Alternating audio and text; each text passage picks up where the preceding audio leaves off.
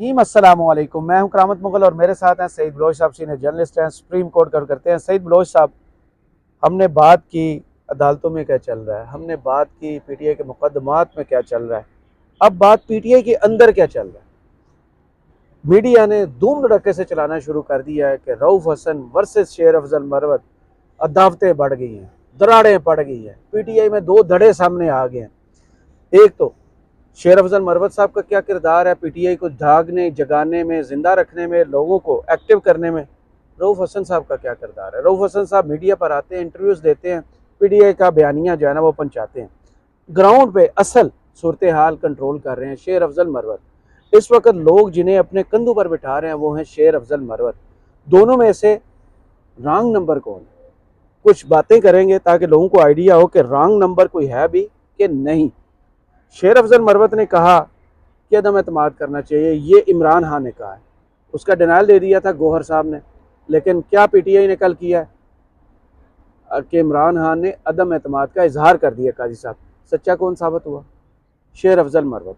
शेर अफजल मरवत केपी में जाते हैं, वर्कर्स कन्वेंशन करते हैं, हज़ारों की तादाद में लोगों को बाहर रोड्स पर ले आते हैं, और वो जो एक सुकूत था, एक पाबंदी थी कि पीटीआई का झंडा लेकर बाहर निकलने में लोग उठा लेंगे, गिरफ्तार कर लेंगे, वो ब्रेक होगी मिथ। उसके बाद वो कल सिंध में थे, हज़ारों लोगों को उन्होंने मोटिवेट किया, सड़कों पर निकले, लीड किया, ग्राउंड पर किया। और टीवी पर बैठे रऊफ हसन साहब, उन्होंने पीटीआई का प्लान सी जो था कि आज़ाद हसीयत में जीत कर जाएंगे, किसी जमात से अलायंस करेंगे और अपनी मखसूस नशिस्तें वापस लेंगे, वो वक्त से पहले बता दिया। अब इन्होंने कल कर दिया इज़हार ला तल्खी कि शेर अफजल मरवत साहब ने जो सदर साहब के बारे में कहा है ना कि उनका चैप्टर क्लोज हो गया पीटीआई से, तो रऊफ हसन साहब ने यहाँ से बयान दागा कि इज़हार ला तल्खी है शेर अफजल मरवत साहब का पीटीआई से ना, बिल्कुल उनका ये बयान ऑन नहीं कर रहे। अब लड़ाई कहाँ पर शुरू होगी? वहाँ से फिर शेर अफजल मरवत साहब एक ट्वीट करते हैं, वो कहते हैं जब आमने सामने आएंगे तो वो जानवर जिसका नाम नहीं ना हम लेते वो आपके माथे पर लिखूंगे। क्या वाकई पीटीआई को कंट्रोल करने वाला सेंटर ऑफ पावर कोई बंदा नहीं है? और ये जो बातें हैं, ये इनमें से कोई रॉन्ग नंबर है या पॉलिसी वो है मीडिया पर गुड कॉप बैड कॉप ये खेला जाए? असल बंदा कौन है जो पीटीआई को लीड कर रहा है? इमरान खान का असल सिपाही इस वक्त। बहुत शुक्रिया करामत मुगल साहब। देखें, हर पार्टी के अंदर ना मुख्तलिफ पोजीशन पर बैठे हुए लोगों के मुख्तलिफ फ़राइज़ होते हैं। मिसाल के तौर पे जैसे आपने कहा कि शेर अफजल मरवत साहब ग्राउंड पे जाके कारकुनों को मोटिवेट कर रहे हैं, क्योंकि पीटीआई का कोई भी बड़ा रहनुमा बाहर नहीं आ सकता, रोपोश हैं, छुपे हुए हैं, मंजर आम से गायब हैं। 9 मई के वाक़यात के बाद इमरान खान साहब खुद जेल में हैं, तो इस वक्त किसी न किसी ने पीटीआई की इंतखाबी मुहिम चलानी है। अब देखिए गुज़श्ता रात टंडू वाला यार, टंडो वाला यार, अच्छा जी, ओ ये बुरा मनाते हैं हाँ लोग यार, टिंडू क्या होता है? यार, देखें जबान का भी फर्क होता है। हाँ बस ठीक। हाँ, वो आप देखें ना जंग में Urdu as a foreign language पढ़ाई जाती है। हाँ जी, ये ठीक क्योंकि है, हमारे यहाँ वो पंजाबी है ना, मादरी जबान। हमारे भी पंजाबी है यार। तो वहां पे गए, रात का कोई वक्त था, 1-2 बजे का और शायद, रोड्स ब्लॉक और थी। रोड ब्लॉक थे। यानी सिंध में भी अवाम है, हम इसके ऊपर पहले भी वो बात कर चुके हैं कि सिंध में वडेरा सिस्टम, जागीरदार वाला निजाम सिस्टम ये ब्रेक होने लगा। अगरचे ये 1976 में ये कर दिया गया था, लेकिन अमली तौर पर ये मौजूद था। और अब हम सिंध में देखेंगे कि ये चीज़ें कैसे ब्रेक हो रही हैं। और शेर अफजल मरवत का वहाँ जाना और पीटीआई के हज़ारों की तादाद में लोगों का निकलना, ये कोई छोटी बात नहीं है। शेर अफजल मरवत साहब कोई टॉप 3 जो टीयर्स हैं लोगों लीडर्स में के, आपने उसमें में उनका नहीं प्यार आते। और एक्सेप्टेंस जी जी देखी है? जी जी, उसकी वजह पता उन्होंने क्या है? गिरफ्तारी से कैसे कल बचाया वो देखा आपने? और उसकी वजह पता क्या है? उसकी वजह ये है कि वो एक तो ब्लंट है, आउटस्पोकन है, मुंह पे बात कर देते हैं, और ये चीजें लोगों को तारीख अट्रैक्ट करती बलोच हैं। साहब हमेशा बहादुरों को याद जी जी, रखते और दूसरी जानिब, अब ये तो बात शेर अफजल मरवत साहब की होगी। अब दूसरी जानिब जैसे रऊफ हसन साहब हैं, अब जब रऊफ हसन साहब को पीटीआई में तैनात किया गया था और इन्होंने अपना पहला गालबन इंटरव्यू दिया था वसीम बादामी को, हैं जी। और उसने जब नवाज शरीफ से मुतल्लिक सवाल किया था तो इन्होंने क्या जवाब दिया था? इन्होंने बल्कि शायद वो थे शहजाद इकबाल का प्रोग्राम था, जी। तो इन्होंने कहा था कि हम एक सजा अदालतों से सजा याफ्ता मुजरिम की बात क्यों कर रहे हैं। वो पाकिस्तान की सियासत में इर्रेलेवेंट है जब तक कि अदालतों से वो बरी ना हो जाए।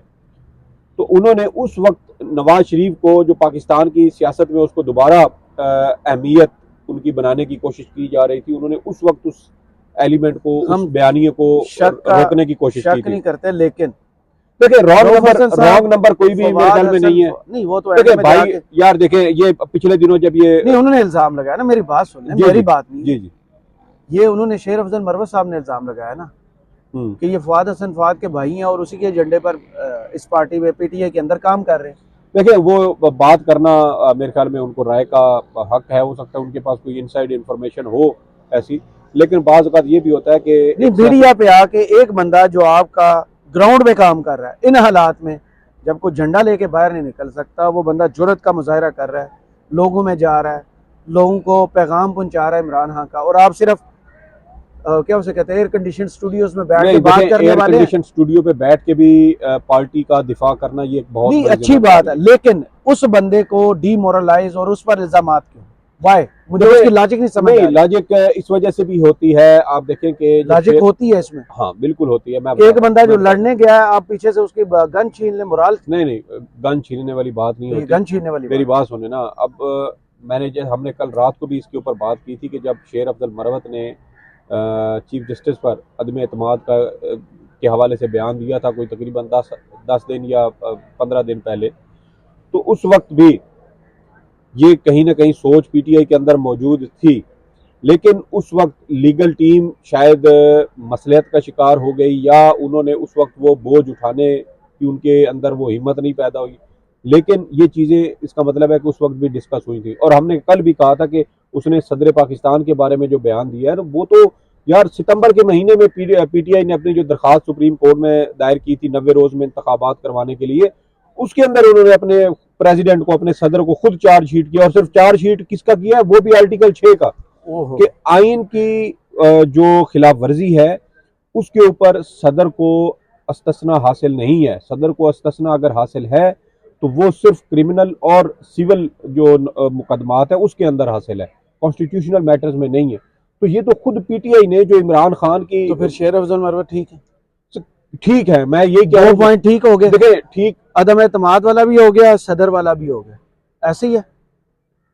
तो ये आपने खुद कहा ना कि ये मेरी अपनी भी जो राय है ना, मुझे लग रहा है कि शायद, लेकिन उन्होंने एक और बड़ा इल्जाम लगाया था शुएब शाहीन साहब, गुड कॉप, ये गद्दार है, ये गुड कॉप बैड कॉप वाली मुझे तो ये पॉलिसी लगती है। लेकिन पार्टी का नुकसान होता है। पार्टी का नुकसान नहीं होता। देखिए जिन हालात से पीटीआई गुजर रही है ना सर, इन हालात में आपने अपना फायदा क्या होता है? सर सुने तो सही ना, इन हालात में आपने पार्टी बयानिया भी लेके चलना है, आपने ग्राउंड के ऊपर कहीं ना कहीं कुछ ना कुछ आपने अपनी जो इंतखाबी मुहिम है वो भी चलानी है।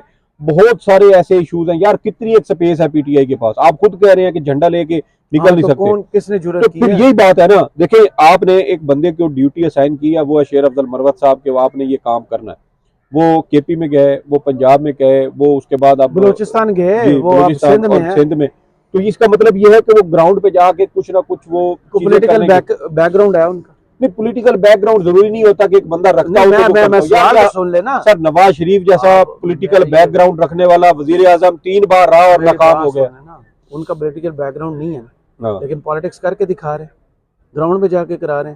रऊफ हसन का भी नहीं है। नहीं, उनकी जिम्मेदारी मुख्तलिफ है यार, ये ना करें। देखिए अगर रऊफ हसन को फील्ड में जाके जलसे जुलूस करने का, ये वर्कर कन्वेंशन करने की जिम्मेदारी दी जाती तो मुमकिन है वो काम भी करते। लेकिन आपने कभी वो जो एलामिया जारी होता है, कभी आपने वो पढ़ा है? वो कितने बेहतरीन अल्फाज का, लोग तो उनकी, मैंने तो शुरू में देखा था कि लोग उनकी बड़ी तारीफ करते थे कि बड़े बेहतरीन और मुनासिब अल्फाज का इस्तेमाल वो करते हैं। तो भाई का होना कि ये उसके भाई हैं तो ये उसका एजेंडा आगे, ये तो मैं मुनासिब नहीं है। मैंने तो शेर अफजल मरवत का आपको बयान बताया, आप ट्वीट पढ़ लें। जी जी, मैं समझ गया हूँ, मैंने तो लैंग्वेज ही नहीं इस्तेमाल की जो उन्होंने की। अभी पिछले दिनों जब ये केस ये मामला चला था ना, जस्टिस कामरान हयात वाला, जब जिले के इंतखाबी हाई कोर्ट सिंगल रुकनी बेंच ने वो इलेक्शन कमीशन का फैसला मुअत्तल किया था, तो उसके बाद उनके खिलाफ भी यही कैंपेन चली, अच्छा जी ये फलां के रिश्तेदार हैं, इनके रिश्तेदार पीटीआई की टिकट पर इलेक्शन लड़ रहे हैं। उसके ऊपर पीटीआई से ही ताल्लुक रखने वाले तैमूर झगड़ा साहब ने एक ट्वीट किया, और बल्कि एक प्रोग्राम में बैठे थे, शायद जियो के ऊपर ही था। उन्होंने कहा कि इस चीज़ से क्या फ़र्क पड़ता है। उन्होंने कहा मेरी कज़न समर बिलोर, वो एएनपी में है, उसके अलावा उनके इकबाल जफर झगड़ा उनके नून लीग में गवर्नर रह चुके हैं, मेंबर कौमी असम्बली रह चुके हैं, वो उनके रिश्तेदार हैं।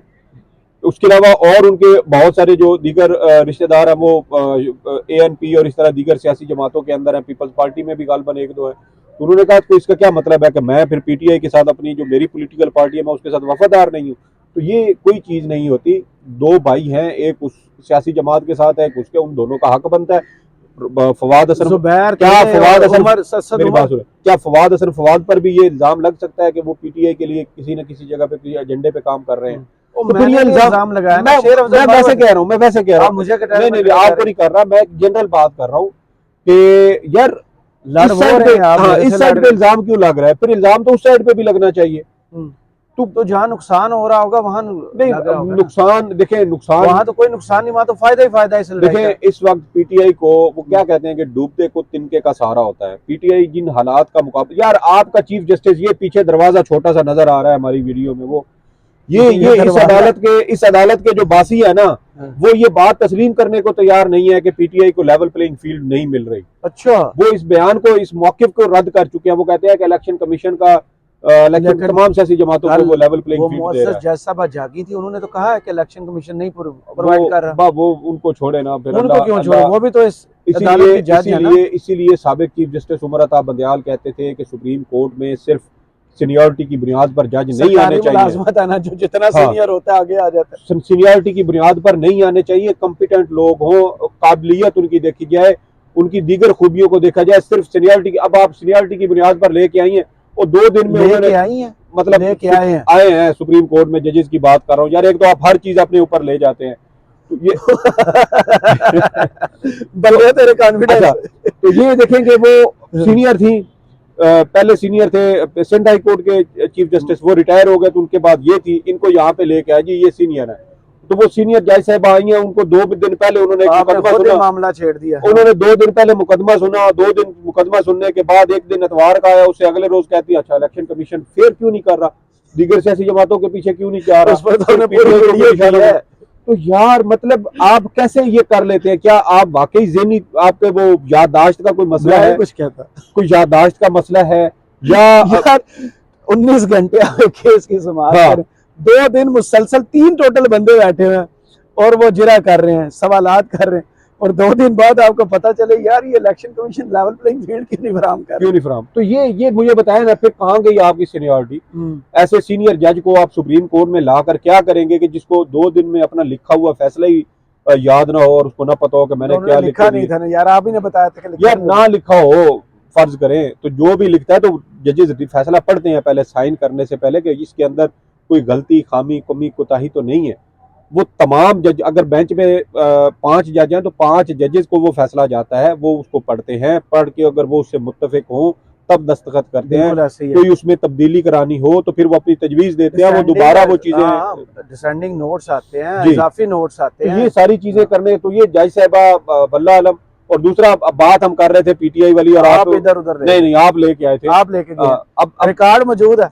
अब देखें कि मेरे ख्याल में जिन हालात में PTI चल रही है ना, ये पार्टी के अंदर इस तरह के बहस, यार अभी आप देख लें मुस्लिम लीग नून के अंदर बात को मुस्लिम लीग नून पे लेके नहीं, मैं आपको बता रहा हूँ कि सियासी जमातों के अंदर इख्तलाफ राय होता है, होना चाहिए, एक दूसरे के ऊपर एक दूसरे के बारे में बातें करते रहते हैं। दानियाल अजीज का, एहसन इकबाल साहब का फड्डा देख लें, तलाल चौधरी का और राना सनाउल्लाह का फैसलाबाद में फड्डा देख लें, तो ये चीजें सियासी जमातों में चलती रहती हैं। PTI के बारे में ये कहना जी ये इख्तलाफात आ गए हैं, बनी बनाई हेडलाइन कहीं से आती हैं, वो इदारों को बना के भेज दी जाती हैं कि पार्टी के अंदर इख्तलाफात है, पार्टी मुंतशिर हो रही है।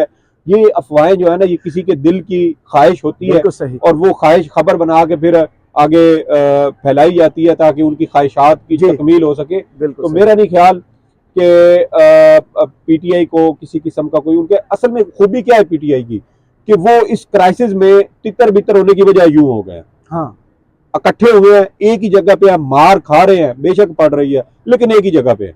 तो ये नून लीग को आप देख लें, नवाज शरीफ साहब बाहर गए थे, पीछे पता ही कोई नहीं पार्टी की थे। मुशर्रफ के दौर में हुकूमत खत्म हुई थी, बंदा ही कोई नजर नहीं आता था मुल्क के अंदर, कोई उस पार्टी में, कोई उधर है तो कोई उधर है, और कोई जो बच कुछ गया, जिनका हाथ लग गया वो बाहर निकल गए।